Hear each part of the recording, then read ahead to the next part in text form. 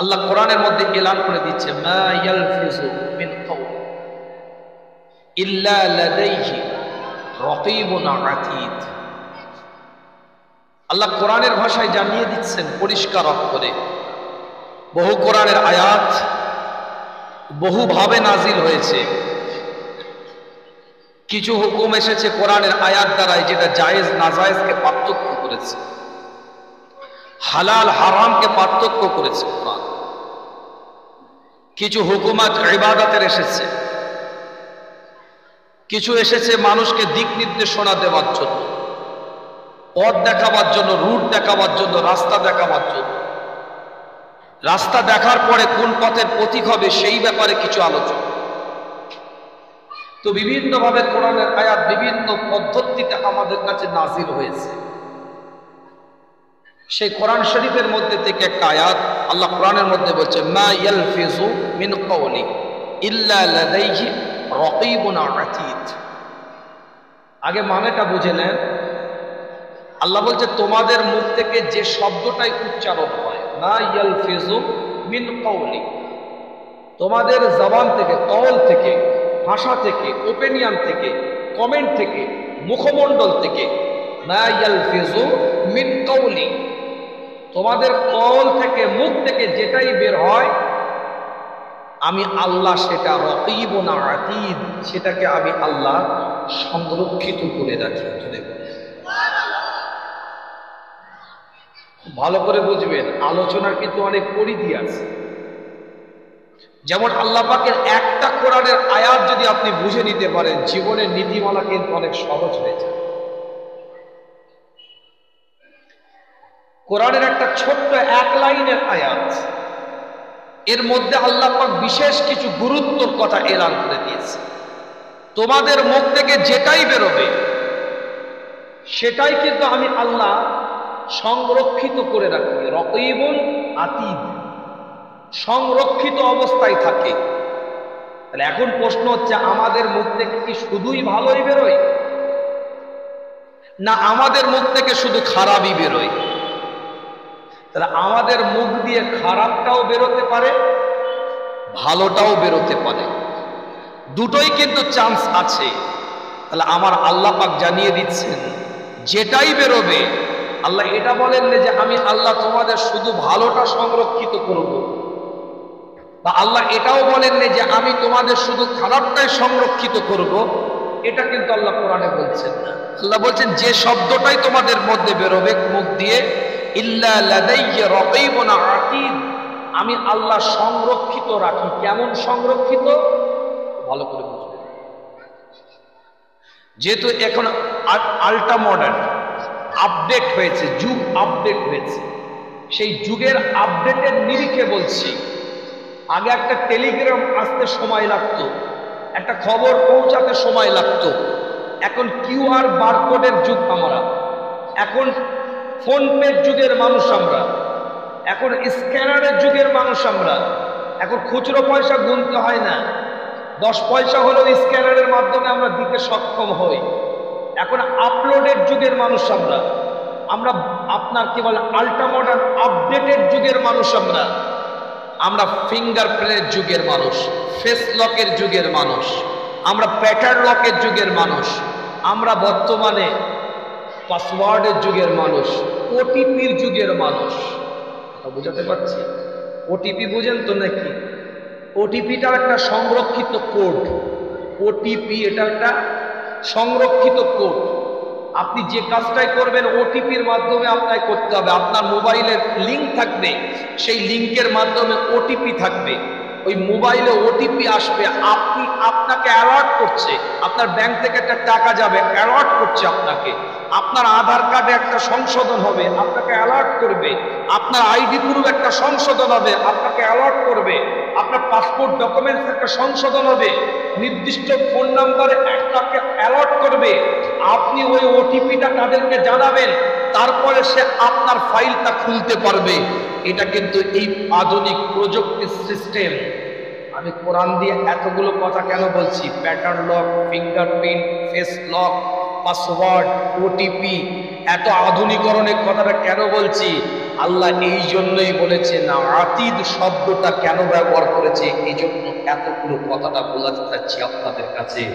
সাধারণভাবে আল্লাহ রকিবুন শব্দ ব্যবহার করলে এই শব্দের অর্থ কিন্তু সংরক্ষিত হয়ে যেত, কিন্তু আল্লাহ বলছেন রকিবুন আতিদ, আমি আল্লাহ তোমাদের অতি গোপনীয় জিনিসটাকেও আমি আল্লাহ সংরক্ষিত করে রাখি, ধরে রাখি। যেমন আপনি একটা অ্যান্ড্রয়েড সেট ব্যবহার করেন, মাল্টিমিডিয়া মোবাইল ব্যবহার করেন, আপনার ব্যক্তিগত হোয়াটসঅ্যাপটা যেন কেউ না দেখতে পায় তাই জন্য আপনি একটা পাসওয়ার্ড দিয়ে রেখেছেন, ফিঙ্গারপ্রিন্ট দিয়ে রেখেছেন, প্যাটার্ন লক করা আছে। আপনার গ্যালারিটা যেন আমভাবে যাকে মোবাইল দিবেন সেই না খুলতে পারে, সেজন্য আপনি একটা সিকিউরিটি কোড দিয়ে রেখেছেন। আপনার মোবাইলটাকে যেটা আপনি হাইড করে রাখেন, ফটো ভিডিও যেটা আমভাবে সবাই না দেখতে পায়, আমার গোপনীয় ফাইল, সেটাকে হাইড করে রাখেন বা হিডেন অপশনে গিয়ে সেটা লুকায়িত অবস্থায় রেখে দেন।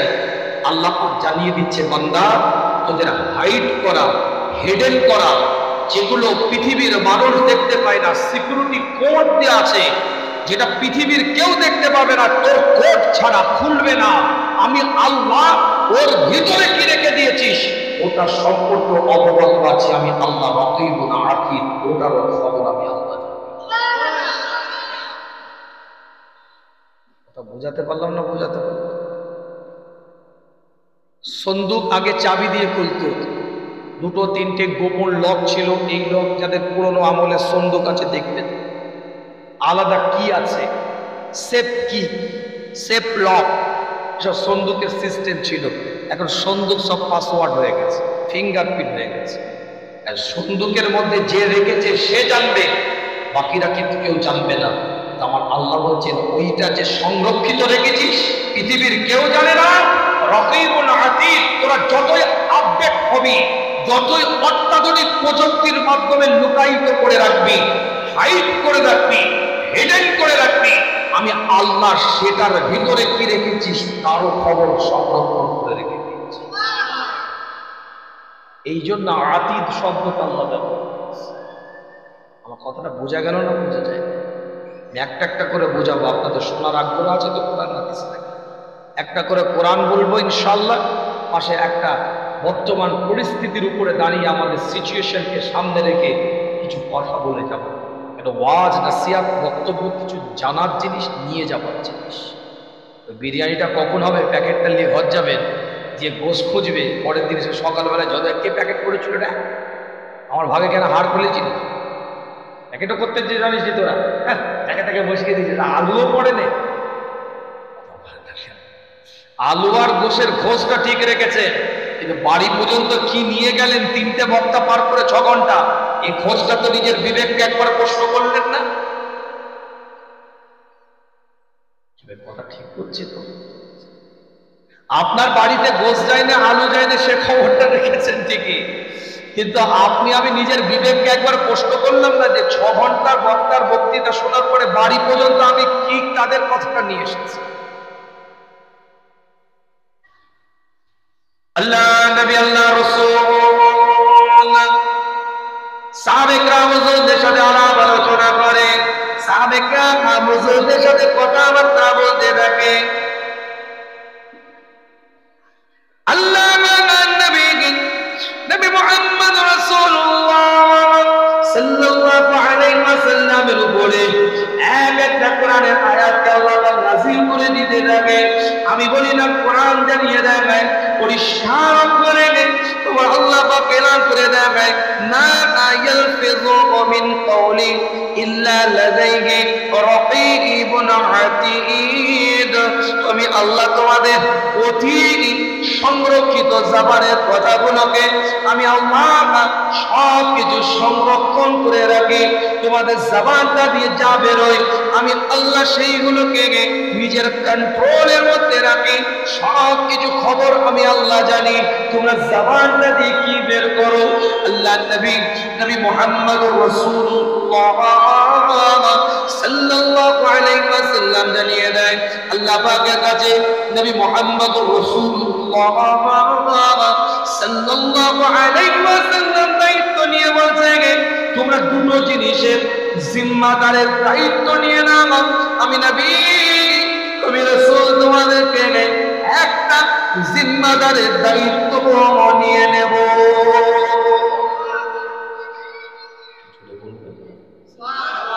আর একটু জোরে বলা যাবে? দুটো জিনিসের তোমরা জিম্মাদারের দায়িত্ব নাও। এই দুটো জিনিসের মধ্যে একটা হচ্ছে দুটো তালুর মধ্যবর্তী জিহ্বা। এই জিহ্বাটার তোমরা জিম্মাদারের দায়িত্ব নাও, সংরক্ষণ করার দায়িত্ব নাও, সংরক্ষিত রাখার দায়িত্ব নাও। আমি নবী তোমাদেরকে একটা জিনিসের জিম্মাদারের দায়িত্ব নিয়ে নেব। আজকে যত লড়াই থাকে জিহ্বার মাধ্যমে। এ ভারতবর্ষ গণতন্ত্রের দেশ, সংবিধানের দেশ, সর্বজাতের সর্বধর্মের সমন্বয়ের ঐক্যের বন্ধনে বসবাস করার একটা নজিরে ভারতবর্ষের আজ থেকে নয়, বিগত স্বাধীনতার পর থেকে নজির ফুটে এসেছে। বুকে হাত দিয়ে বলেন, সর্বজাতের মানুষ, সর্বধর্মের মানুষ যদি তারা তাদের ধর্মের জায়গার অবস্থান থেকে জবানটা সংরক্ষিত রাখত, আজও পর্যন্ত ভারতবর্ষ সেই নজির কিন্তু একইভাবে আমরা ঠিক জায়গায় রাখতে পারতাম। ইন্টারনেট বলেন, ইউটিউব বলেন, সোশ্যাল মিডিয়া বলেন, ফেসবুক বলেন, আজকে জবান দিয়ে কিছু কুরুচিপূর্ণ মন্তব্য করার কারণে, আজকে জবান দিয়ে কিছু কুরুচিপূর্ণ কমেন্ট করার কারণে, আজকে জবান নড়িয়ে কোন কুরুচিপূর্ণ বক্তব্য, ওপিনিয়ন দেওয়ার কারণে আজকে আমাদের গণতন্ত্রের উপর আঘাত আসছে, সংবিধানের উপর আঘাত আসছে, সর্বজাতের সর্বধর্মের সমন্বয়ের ঐক্যের বন্ধনে এক প্ল্যাটফর্মে যে ভারতবর্ষের মানুষ বসবাস করে, এটার উপরে কিন্তু আঘাত আসছে। আমি পার্টিকুলার নির্দিষ্ট কোনো ধর্মকে বেস করে কথা বলছি না। সর্বধর্মের মানুষের মধ্যে থেকে কিছু লেবাসদারী মানুষ জবানকে যদি হেফাজত করতে পারত, আজকে মানবতা থাকতো, সম্প্রীতি থাকতো, ভ্রাতৃত্ব থাকতো। বাঁদরের হাতে কামান পড়ার মতন হয়ে গিয়েছে। একটা কথা বলে দিলাম, এই কথাটা কতদূর পর্যন্ত করাবে? আমার বক্তব্যটা, আমার ওপিনিয়নটা, আমার কমেন্টটা, এটা কতদূর পর্যন্ত পৌঁছাবে? এই নলেজটা, এই চিন্তাধারাটা, এই চেতনাটা করার মানসিকতার মানুষের অভাব হয়ে গেছে। যদি আজকে প্রকৃত ধর্মের জায়গায় দাঁড়িয়ে থাকতো, সে যে ধর্মের মানুষ হোক, সে যে রিলিজিয়াসেরই মানুষ হোক, সে যে রিলিজিয়াসকে বিলং করুক না কেন, সে যে ধর্মকে মান্যতা দেখ না কেন, আজকে যদি যে যার ধর্মের জায়গা থেকে যে যার ধর্মীয় কার্যকলাপগুলোকে যদি সুন্দরভাবে শিষ্টাচারের সাথে, ডিসিপ্লিনের সাথে যদি তাদের ধর্মীয় কার্যকলাপগুলোকে ধর্মের মাধ্যম দিয়ে যদি মান্যতা দিয়ে যদি সমাজে ফুটিয়ে তুলত, আজকে কোনো ধর্মের প্রতি কোনো ধর্মীয় মানুষের বিদ্বেষ তৈরি হতো না। কথা ঠিক বলছে। সে যে ধর্মের হোক, যে সম্প্রদায়ের হোক, যে রিলিজিয়াসের হোক না কেন, আমি মুসলমান, আমি ইসলাম ধর্মকে মান্যতা দিই, আমি বিলং করি, আমার দায়িত্ব আছে, আমার কর্তব্য আছে, আমার শিষ্টাচার আছে, আমার ডিসিপ্লিন আছে, আমার পদ্ধতি আছে।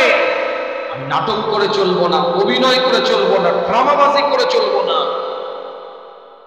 আমার নামাজ পড়াটাও যেমন ইবাদত, রোজা রাখাটাও যেমন ইবাদত, হাজ করাটাও যেমন ইবাদত, যাকাত দেওয়াটাও যেমন ইবাদত, ঠিক ওই রকম ইবাদত আমার পার্শ্ববর্তী জায়গায় বসবাস কিন্তু যে ধর্মের মানুষ হোক না কেন, সেই ধর্মীয় ব্যক্তিত্ব আমার ব্যক্তিগত কোনো কর্মের কারণে তার উপরে আঘাত না হয়, এটাও আমার ইমানি দায়িত্ব, এটাও তার দিকে লক্ষ্য রাখাটা ইমানি দায়িত্ব, ইবাদত।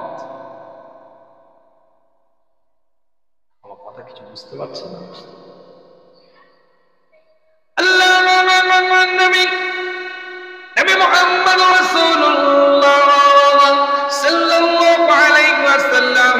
সাহাবেকরা মুজুদ দিকে আলোচনা করে, সাহাবেকরা মুজুদ দিকে নিয়ে কথাবার্তা বলতে থাকে। আল্লাহ নবী মুহাম্মদুর রাসূলুল্লাহ সাল্লাল্লাহু আলাইহি ওয়াসাল্লাম এলান করে দেন, আল্লাহ পাকের কোন বান্দা আল্লাহ পাকের কোন বান্দা আমি নবী আমার সাথে যদি মসজিদে নববীর মধ্যে, কোন মসজিদে নববী, যে মসজিদে নববীর মধ্যে এক রাকাত নামাজ আদায় করলে 50,000 রাকাতের সওয়াব পাওয়া যায়, সেই মসজিদে নববীর মধ্যে আল্লাহ পাকের কোন বান্দা আমি নবী আমি রাসূল আমার সাথে যদি 1 মাস ইতিকাফ করে, এই যে রমাদানের রোজাটাকে আপনি আমি অতিক্রম করে আসলাম, আমি বলি না কোরআন জানিয়ে দেয়, কিতাবটা খুলে দেখেন সূরাতুল বাকারা 2 নম্বর সূরা পরিষ্কার করে 183 নম্বর আয়াতের মধ্যে আল্লাহ পাক জানিয়ে দেয়, ইয়া আইয়ুহাল্লাযীনা আমানু কুতিবা আলাইকুমুস সিয়াম কামা কুতিবা আলাল্লাযীনা মিন ক্বাবলিকুম লাআল্লাকুম তাত্তাকুন। আমি আল্লাহ তোমাদের জন্য 1 মাস রোজা রাখাটাকে বাধ্যতামূলক করে দিলাম, আবশ্যিক করে দিলাম, তোমাদের রাখতেই হবে। যে মাসটা রহমতের মাস, যে মাসটা নাজাতের মাস, যে মাসটা মাগফিরাতের মাস, যে মাসটা রাবেকের পক্ষ থেকে নিয়ামতের মাস, আমি বলি না কোরআন জানিয়ে দেয়, শাহর রমাদানুল্লাযী উনজিলা ফীহিল কুরআন, যে মাসের মধ্যে আল্লাহ কোরআন থেকে নাযিল করেছে, যে মাসের শেষ 10 দিনে আল্লাহ এত নিয়ামত দিয়েছে, বেজর রাতগুলোকে বলছে লাইলাতুল কদর খায়রুম মিন আলফি শাহর, 1000 মাসের রাত্রির থেকেও বেশি উত্তম একটা রাত আল্লাহ পাক এই মাসে এর মধ্যে দিয়েছে। এই রমাদানের শেষ 10 দিনে ইতিকাফের একটা বড় গুরুত্ব আছে। ইতিকাফকে বলা হয়েছে সুন্নাতুল মুআক্কাদাতুল কিফায়া, ইতিকাফের একটা বড় গুরুত্ব আছে, ইতিকাফের বড় একটা ইবাদতের সীমাহীন আছে। আল্লাহ নবী মুহাম্মদ রাসূলুল্লাহ সাল্লাল্লাহু আলাইহি ওয়াসাল্লাম জানিয়ে দেয়, আল্লাহ কোন বান্দা এই রমাদানের মধ্যে 1 মাস যদি আমি রাসূল আমার সাথে ইতিকাফ করে, 1 মাস যদি আমি নবী আমার সাথে ইতিকাফ করে, মসজিদে নববীর মধ্যে, যে মসজিদে নববীর মধ্যে 1 রাকাত নামাজ আদায় করলে 50,000 রাকাতের সওয়াব পাওয়া যায়। সেই মসজিদে নববীর মধ্যে যদি 1 মাস কেউ ইতিকাফ আদায় করে, আমি রাসূল জানিয়ে দিই আল্লাহ তাকে যা সওয়াব দিবে তার থেকেও বেশি সওয়াব দিবে একজন মানুষ ঈমানদার, সে অপরের উপকার করার জন্য, অসহায় মানুষের পাশে দাঁড়াবার জন্য, একটা গরীব এতিমের পাশে দাঁড়াবার জন্য, বা একজন আপনার বিপদগ্রস্ত মানুষের পাশে দাঁড়াবার জন্য, একটা প্রতিবেশীর সহযোগিতা করার জন্য, একটা কদম যদি আগিয়ে দেয়, একটা পা যদি আগিয়ে দেয়, 1 মাস ইতিকাফ আমি রাসূলের সাথে করলে যা সওয়াব হবে তার থেকেও বেশি সওয়াব আমার আল্লাহ তার নামায়ে আমলের মধ্যে লিখে দিবে।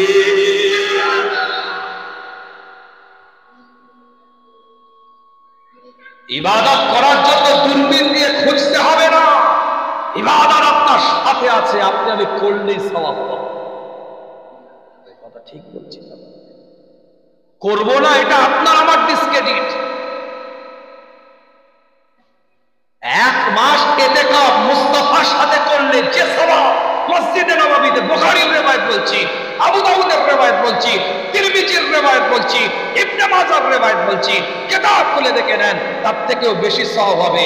জাত নয়, ধর্ম নয়, যে জাতের মানুষ হোক, যে ধর্মের মানুষ হোক, যে রিলিজিয়াসের মানুষ হোক, যে ধর্ম ইচ্ছে বিলং করুক না কেন, যে ধর্মকে সে মান্যতা দেখ না কেন, সে বিপদগ্রস্ত, সে অসহায়, সে দুর্বল, রাতে একটা সমস্যায় পড়েছে, আপনার প্রাচীর দেয়ালের পাশে তার বাড়ি, সে বিপদের মধ্যে আছে, সব ছেড়ে দিয়ে একটা পা আগিয়ে দিয়েছেন সহযোগিতা করার জন্য।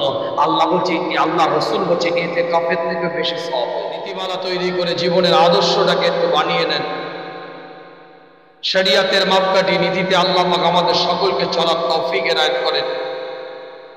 তো প্রত্যেকটা জিনিস একটা নিয়ম আছে, পদ্ধতি আছে। এই নিয়ম, এই পদ্ধতি অনুযায়ী আপনাকে আমাকে সেই জায়গায় বিলং করতে হবে।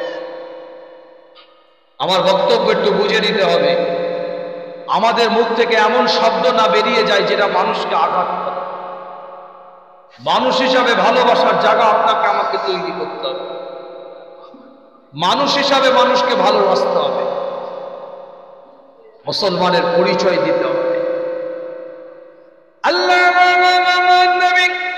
নবী মুহাম্মদ রাসূলুল্লাহ সাল্লাল্লাহু আলাইহি ওয়াসাল্লাম জানিয়ে দেন, দুটো জিনিসের তোমরা সংরক্ষিত রাখার দায়িত্ব নিয়ে নাও। এক নাম্বার হচ্ছে জিবান। আমি কোরআন দিয়ে বুঝিয়েছি আপনাদেরকে, মা লা ইয়ালফিযু মিন কওলি ইল্লা লাদাইহি রাকীবুন আতীদ।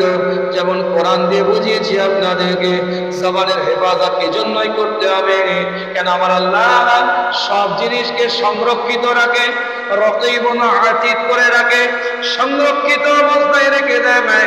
আজকে ছোট্ট করে বলে দিয়ে যায়, মুস্তাফার হাদিস, বুখারীর riwayat, মুসলিমের riwayat, আবু দাউদের riwayat, আল্লাহ নবী আল্লাহ রাসূল জানিয়ে দেয়, দুটো জিনিসে তোমরা হেফাজতের দায়িত্ব নিয়ে নাও। তোমরা দুটো জিনিস হেফাজত করো।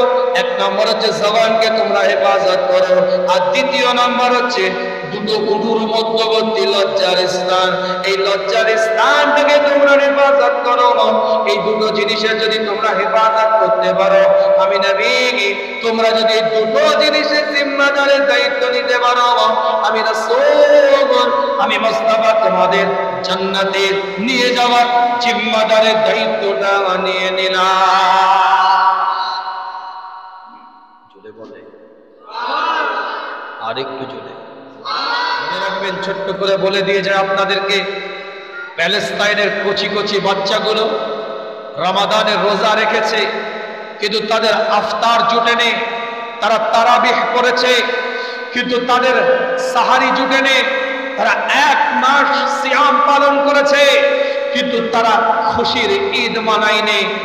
মনে রাখবেন, আজকে যদি ইসরায়েলের সাথে ক্ষমতার লড়াই হতো, পাওয়ারের লড়াই হতো, আধিপত্যের লড়াই হতো, শিয়ালের লড়াই হতো, স্ট্যাটাসের লড়াই হতো, সমাজের বুকে নেতৃত্বের লড়াই হতো, তাহলে আজকে সমঝোতার মধ্যে বসে যেত প্যালেস্তাইনেরা। প্যালেস্তাইনের মানুষেরা ইসরায়েলের সাথে সমঝোতা করে নিত, যেমন অনেক দেশ সমঝোতা করে বসে আছে। সমঝোতা করে আবার কে বসে আছে? হ্যাঁ, কাবার ইমামকে দিয়ে দোয়া চাওয়াচ্ছে সৌদি আরব।